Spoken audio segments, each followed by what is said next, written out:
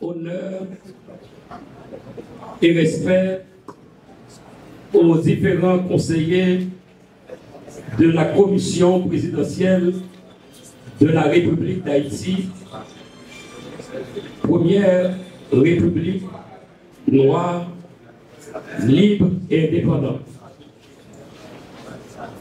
Honneur et respect aux différents représentants du Conseil supérieur du pouvoir judiciaire en Haïti. Honneur et respect aux différents collègues magistrats issus des différentes juridictions nationales.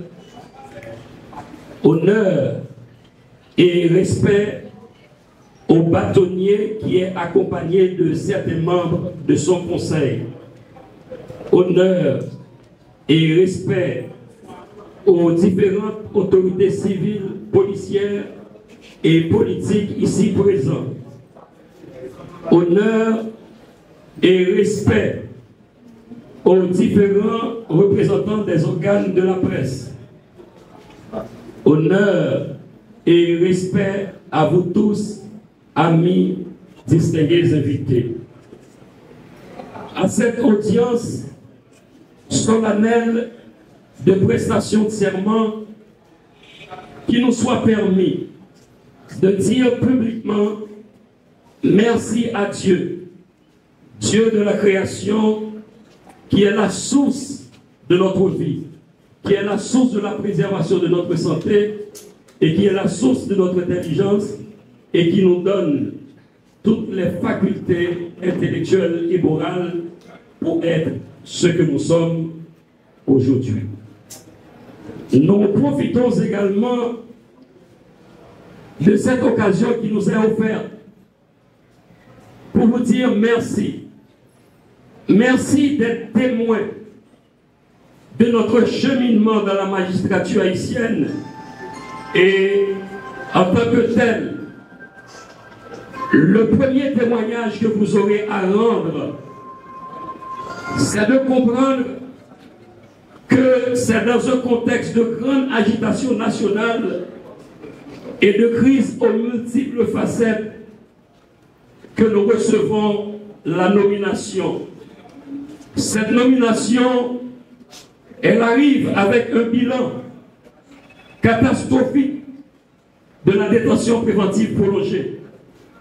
Dans les prisons haïtiennes, des centaines de détenus sont en attente de jugement. Cette nomination arrive aussi avec le fléau de la gangstérisation, traduisant une véritable menace pour la survie de la société haïtienne. Un peu partout, dans plusieurs départements, des milliers de familles ont abandonné leur propre maison en dehors de leur consentement et dans des conditions déshumanisantes. C'est comme s'ils sont devenus des étrangers dans leur propre pays, dans leur propre quartier, dans leur propre village. Et qu'en dépit de la dramatisation de cette situation, nous recevons la dite nomination, non pas pour laisser apparaître un sentiment de désespoir, mais pour laisser apparaître un sentiment de fermeté. Et comme l'a dit Victor Hugo, ceux qui vivent, ce sont ceux qui luttent. Et sans aucune translittération de la dite citation, de la dite pensée, nous sommes appelés à lutter pour le triomphe de la loi et de la justice dans cette société haïtienne marchant sur le chemin de son effondrement. Honorables collègues, chers invités, la nomination que nous recevons, suivie de cette nouvelle tâche qui nous est assignée, nous ne la recevons pas pour égorger les justiciables. Nous ne la recevons pas pour rançonner les justiciables. Nous ne la recevons pas pour jouer le jeu de Ponce Pilate, parce que la conscience du juge doit être claire, soit sur le tort, soit sur la raison. La conscience du juge doit être claire, soit sur la condamnation, soit sur la libération. La conscience du juge doit être claire, soit sur la culpabilité, soit sur l'innocence. Nous acceptons cette nomination pour participer à la distribution d'une justice de qualité, expression d'une grande impartialité, avec un credo judiciaire, ne pas punir de moins, ne pas punir de plus, mais punir avec la juste mesure au regard de la loi et suivant les impératifs de notre conscience. Nous l'acceptons pour dire que les acteurs de la justice ont aujourd'hui un combat à mener pour dégager une autre vision de la magistrature et pour arriver à une valorisation réelle de la judicature, une valorisation réelle face au déséquilibre existant entre les trois grands pouvoirs de l'État, une valorisation réelle face à l'indifférence portée sur les demandes de promotion, sur les demandes de renouvellement de mandat. S'il existait un temps où l'émergence dans la magistrature dépendait de ce que voulaient essentiellement des députés, de ce que voulaient essentiellement des sénateurs, voire des hommes politiques, c'est une autre réalité qui se profile à l'horizon. Avec la création du CSPJ par la loi du 13 novembre 2007, de nouvelles données arrivent progressivement dans la réduction de l'influence des autres pouvoirs sur le fonctionnement de l'appareil judiciaire en Haïti. Mais il y a de nouvelles étapes à franchir et qu'il est nécessaire de continuer à nous engager pour la véritable indépendance de la magistrature haïtienne.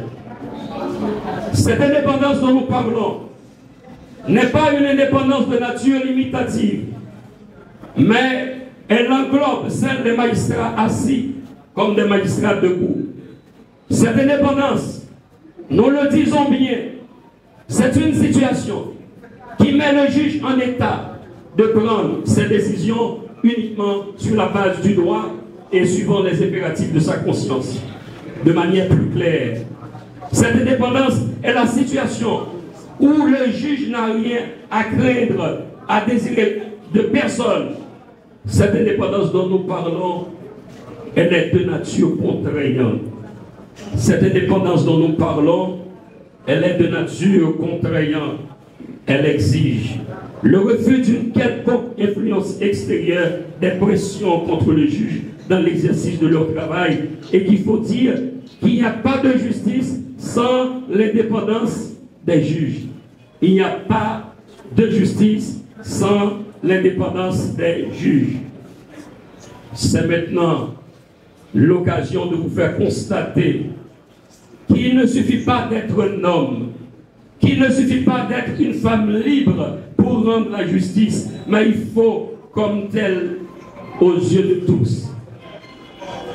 Honorables collègues, chers invités, vous, les amoureux et amoureuses de la justice, permettez-nous de vous dire qu'aucune justice digne de ce nom ne peut être conçue en dehors de l'indépendance des magistrats, que ce soit la magistrature assise, que ce soit la magistrature debout.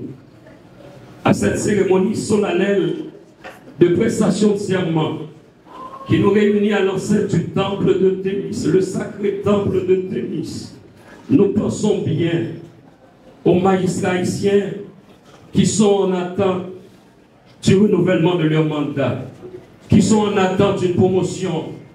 Nous leur témoignons de la solidarité. Oui, nous leur témoignons de la solidarité parce que le problème d'un juge, c'est le problème de tous les juges. Le problème d'un juge, c'est le problème de tous les juges. Nous témoignons aussi de la solidarité aux magistrats de la juridiction de Port-au-Prince qui prennent des risques au quotidien dans l'exercice de leur travail. De la solidarité, on en avait besoin, on en a besoin et on en aura besoin. Nous en avons besoin pour redonner à la justice haïtienne ses lettres de noblesse. Nous en avons besoin pour défendre le principe de l'inamovibilité des juges, pour dire qu'ils ont droit au recours dans l'appréciation ou dans l'évaluation de leur dossier par devant le Conseil, conformément aux dispositions internationales, et pour dire que les juges, dans l'évaluation de leur travail, dans l'évaluation de leur dossier, par devant la commission technique de certification, que le principe de la présomption d'innocence doit jouer en leur faveur. De la solidarité, nous en avons besoin pour développer des synergies qui valorisent nos actions respectives dans le déploiement du service public de la justice et pour nous outiller mutuellement au fin de renforcer nos capacités d'intervention dans l'accomplissement de nos missions respectives. À cette audience solennelle de prestation de serment, c'est le moment de remercier les membres du Conseil du pouvoir judiciaire qui nous ont fait l'honneur de nous accorder une nouvelle fois, de nous accorder une nouvelle marque de leur confiance. Nous leur demandons de compter non seulement sur la profondeur de notre engagement, mais aussi sur le sens de notre patriotisme. Honorables collègues, chers invités, nous venons de prêter serment. Celui-ci n'est pas une quelconque démarche, comme en témoigne le cérémonial qui l'accompagne. Celui-ci n'est pas en contraste avec les dispositions de l'article 5 du décret du 22 août portant sur le fonctionnement du pouvoir judiciaire. Notre serment en qualité de magistrat est chargé de valeur. Il nous invite à garder le secret des délibérations, à nous conduire avec honneur et dignité. C'est un serment qui nous invite à poursuivre, à rendre la justice à tous également, aux faibles comme aux puissants. Ce serment nous joint de ne pas fléchir dans l'exercice de nos fonctions. Un serment qui nous rappelle qu'au cœur de nos valeurs, il y a notre indépendance. Indépendance vis-à-vis des partis qui nous ont désignés. Indépendance vis-à-vis des partis qui nous ont désignés. Indépendance vis-à-vis des milieux dont nous nous sentons proches. Indépendance vis-à-vis de l'opinion publique. Notre serment en qualité de magistrat traduit non seulement le caractère essentiel de notre déontologie, mais aussi il traduit un engagement sacré correspondant à notre volonté de servir dans la loyauté, dans la dignité. Et nous le disons bien, ce serment que nous venons de prêter, manifeste publiquement notre engagement au service de l'état de droit à travers les différentes fonctions que nous remplissons au sein de la juridiction et pour tout le temps où nous y exercerons. Ce serment nous donne le grand privilège, celui de rendre la justice au nom du peuple haïtien. Cette responsabilité est immense, mais elle doit être la manifestation du sens de l'honneur et de la probité. Honorables collègues, honorables invités, mesdames et messieurs, malgré les nouvelles charges de notre fonction, nous nous efforcerons de tenir la balance sans privilégier une partie au détriment de l'autre.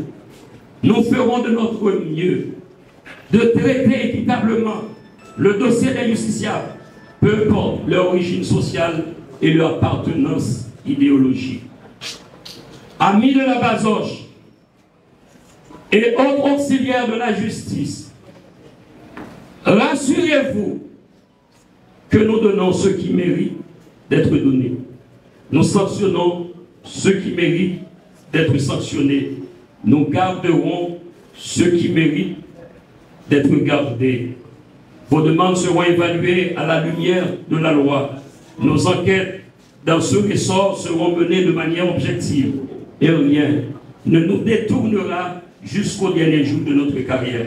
Ce sera toujours le même serviteur de la loi, doté d'une conscience professionnelle active. Peu importe ce qui arrivera, peu importe les circonstances, nous resterons esclaves de la loi qui est notre boussole.